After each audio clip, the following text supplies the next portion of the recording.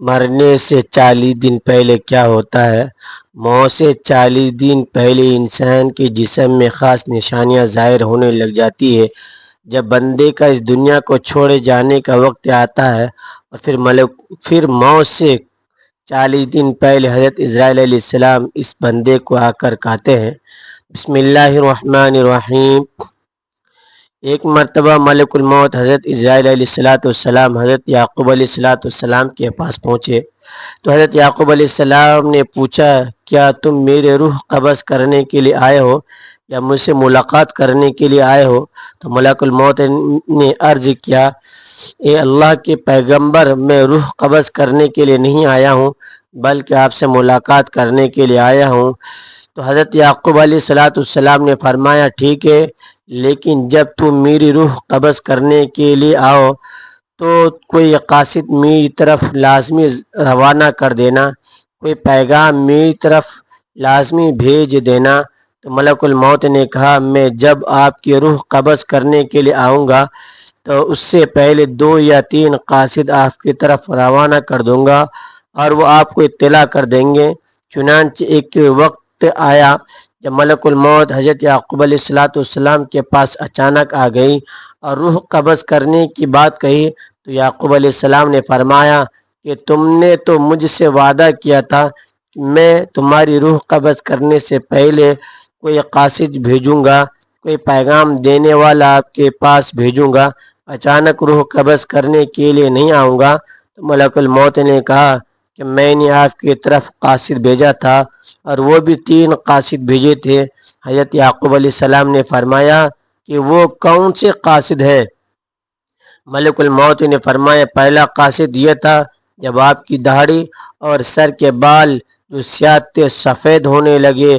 دوسرا قاصد میرا یہ تھا کہ آپ کے جسم میں جو طاقت اور توانائی تھی وہ ختم ہونے لگ جائے گی اور آپ کی جسم میں کمزوریاں لگیں گی۔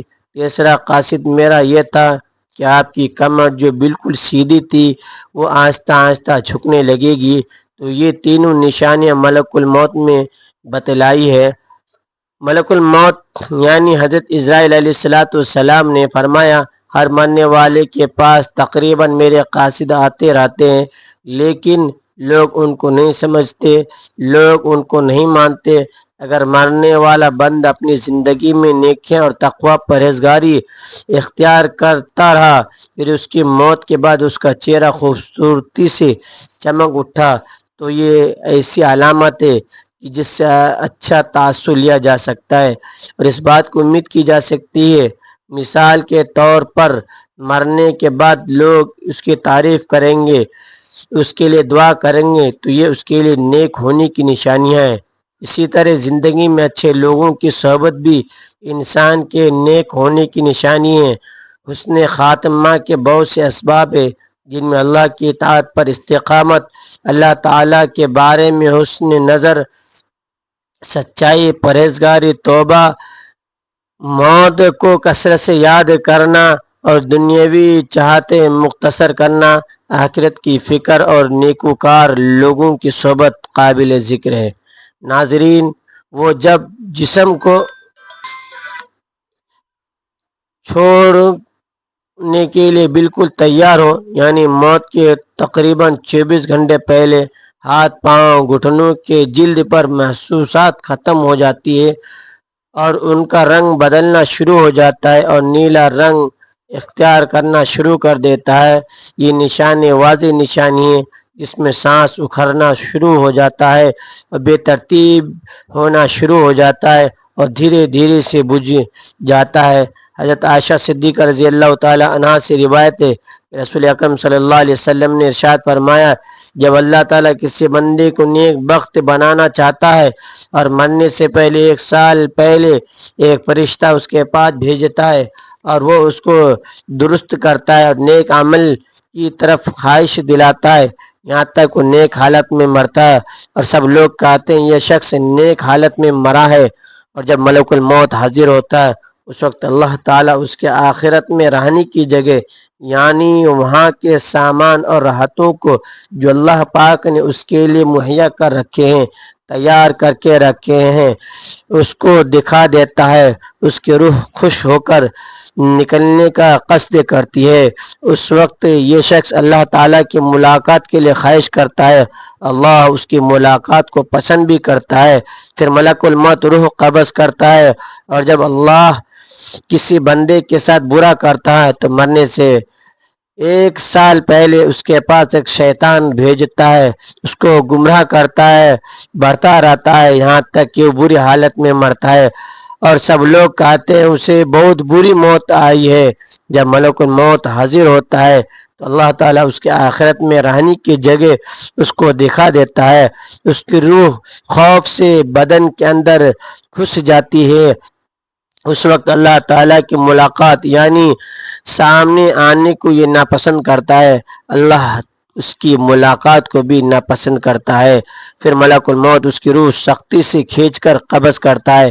کتاب الفضا کے مصنف اس حدیث کی تشریح میں کہتے ہیں کہ ملک الموت کی بلانے جان اس طرح نکلتی ہے جیسے سپیرا سانپ کو اس کے سوراخ سے باہر نکالتا ہے۔ مومن اور کافر دونوں کی جسم سے روح نکلنے کی حالت یکساں ہوتی ہے، فرق صرف یہ ہے کہ مومن کی جان تو خود نکل کر جانا چاہتی ہے اور کافر کی جان جسم کے اندر واپس جانا چاہتی ہے۔ حضرت جابر رضی اللہ تعالیٰ عنہ سے روایت ہے کہ میں نے رسول اکرم صلی اللہ علیہ وسلم کو وفات سے 3 دن قبل یہ کہتے سنا کہ تم میں سے جو کوئی مرے تو اس حالت میں مرے کہ اللہ تعالیٰ کی نسبت اچھا گمان رکھے، اللہ تعالیٰ کے پاس اعمال صالحہ لے کر جائیں۔ بس اس کا مفہوم یہ ہوا کہ اعمال صالحہ کی پابندی اس طرح کرے کہ مرتے وقت حق تعالیٰ کے پاس حسن ظن پیدا ہو جائے۔ حضرت انس رضی اللہ تعالیٰ عنہ فرماتے ہیں کہ نبی کریم صلی اللہ علیہ وسلم نے ارشاد فرمایا کہ دیکھو تم میں سے جو کوئی مرے وہ اس حال میں مرے کہ اللہ پاک کی نسبت اچھا گمان رکھے، کیونکہ اللہ تعالیٰ سے اچھا گمان رکھنا جنت کی قیمت ہے، یعنی جس کو حق تعالیٰ سے حسن ظن پیدا ہوگا وہ جنت میں چلا جائے گا۔ روایت میں کہ حضرت عمر فاروق رضی اللہ تعالیٰ عنہ نے فرمایا کہ رسول کریم صلی اللہ علیہ وسلم نے فرمایا جب اللہ تعالیٰ کسی بندے کو درست کرتا ہے اس کو شہد جیسی خوشگوار چیز دیتے ہیں اور اعمال صالحہ اخلاق حسنہ کی توفیق عطا فرماتے ہیں۔ صحابہ نے پوچھا کس طرح شریک کرتا ہے؟ آپ نے فرمایا مرنے سے پہلے نیک کام کرتا ہے یہاں تک کہ اس کے پڑوسی اس سے خوش ہو جاتے ہیں۔ حضرت سلمان فارسی رضی اللہ تعالیٰ عنہ سے روایت ہے کہ میں نے رسول کریم صلی اللہ علیہ وسلم کو یہ فرماتے ہوئے سنا کہ میت کو موت کے وقت پیشانی سے اگر پسینہ آئے، آنکھوں سے آنسو آئے اور ناک کی سوراخ کشادہ ہو تو اللہ کی خاص رحمت اس پر نازل ہوتی ہے۔ گلے میں سے ایسی آواز نکلنا جیسے جوان اونٹ کا گلا گھونٹنے سے آواز آتی ہے اور اس کا رنگ بد رنگ ہو جائے اور منہ سے جھاگ نکلے تو یہ اللہ کا عذاب ہے۔ ناظرین گرامی، اللہ تعالیٰ نے عرش کے نیچے درخت پیدا کیا ہے، اس کے پتے تمام مخلوق کی گنتی کے برابر ہے، اس کا نام سدرۃ المنتہا ہے۔ جب بندے کی زندگی کی عمر ختم ہو جاتی ہے، 40 دن باقی رہ جاتی ہے تو حضرت اسرائیل علیہ السلام کے سامنے اس کا ایک پتا گر جاتا ہے، اس پر اس بندے کا نام لکھا ہوتا ہے۔ اس وقت کے تمام فرشتوں اس کو مردے کہتے ہیں، یعنی مردوں میں شامل کر لیتے ہیں اور وہ دنیا میں 40 دن تک زندہ رہتے ہیں۔ جب 40 دن پورے ہو جاتے ہیں تو ملک الموت اس کے پاس آتا ہے، اس کے سامنے بیٹھتا ہے۔ اس وقت بندہ اپنی موت کی تکلیف میں ہوتا ہے، جب ملک الموت کو دیکھتا ہے تو گھبرا کر پوچھتے ہیں کہ تم کون شخص ہو اور تمہارا ارادہ کیا ہے؟ وہ کہتا ہے کہ میں ملک الموت ہوں، مجھے تمہاری روح قبض کرنے کا حکم ہوا ہے۔ یہ سن کر وہ منہ پھیر لیتے ہیں اور آنکھیں کترا جاتا ہے۔ ملک الموت کہتا ہے کہ تم مجھے نہیں پہچانتا، میں وہ ہوں جس نے تیرے رشتہ دار تیرے ماں باپ کی روح قبض کی ہے، آج تیری روح قبض کروں گا۔ تو نے دنیا کا حال کیسا دیکھا؟ بندہ کہتا ہے میں نے دنیا کو بے وفا اور مکار پایا۔ اللہ تعالیٰ کے حکم سے دنیا اس کے پاس آئے گی اور کہے گی اے نافرمان، تو نے اپنے رب کی کس قدر نافرمانی کی ہے اور کس قدر تو نے گناہ کیے۔ نصیحت کی گئی اور بہت ساری باتیں تم نے سنی، لیکن تم نے جانا کہ ہم دنیا میں ہمیشہ رہیں گے۔ یاد رکھو میں تجھ سے اور تیرے اعمال سے بیدار ہوں۔ پھر ان کا اعمال اس کے سامنے آئے گا اور کہے گا نافرمان، تو نے ناحق طریقے سے مجھ کو حاصل کیا۔ اگر تو غریب مسکین پر خرچ کرتا تو آج تیرے کام آتا۔ روایت میں ہے کہ جب آدمی کی زبان بند ہو جاتی ہے، 4 فرشتے اس کے پاس آتے ہیں اور سلام کرتے ہیں، اور بلا فرشتہ آتا ہے اور بعد وہ سلام کہتا ہے اے اللہ کے بندے، اللہ نے مجھے تیری روزی پر موکل تھا، میں نے تمام زمین پر چپا چپا چھان مارا مگر تیری روزی کا ایک لقمہ بھی کہیں نہیں پایا۔ پھر دوسرا فرشتہ آتا ہے اور سلام کے بعد کہتا ہے اللہ کے بندے، میں نے تیری پانی پر موکل تھا، میں نے تمام زمین پر چپا چپا تلاش کیا مگر تیرے پانی کے لیے قطرہ پانی کہیں نہیں پایا۔